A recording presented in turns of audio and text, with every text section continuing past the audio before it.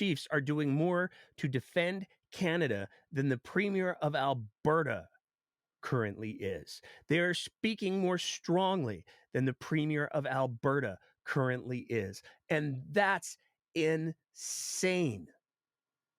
And it's heartbreaking.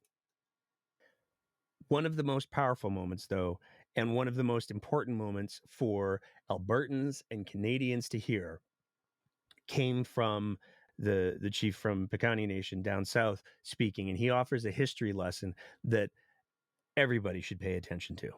As far as the first question, how prepared are we?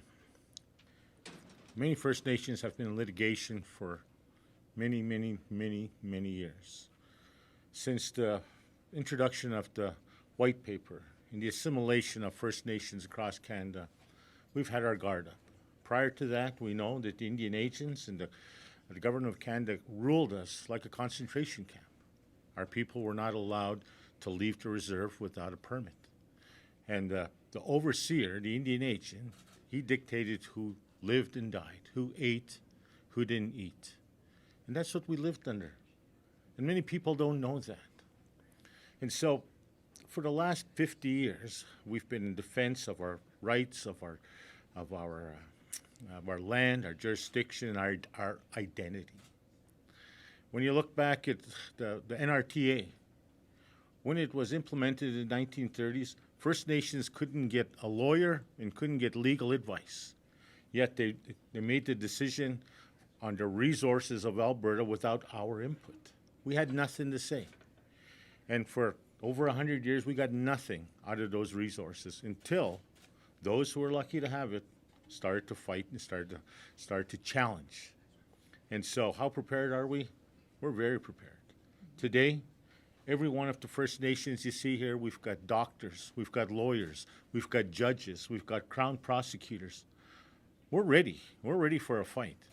We got resources that we can either share or utilize ourselves for any litigation moving forward and any challenges we're going to have. So we're ready. And so if it comes down to it, and how confident are we?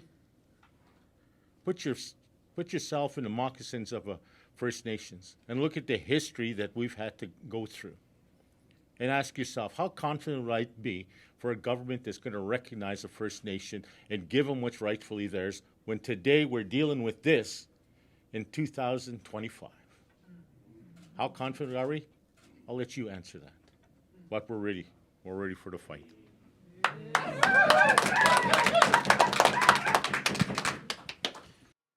And this is the ultimate failure of not just the Alberta government, certainly also in many ways the federal government.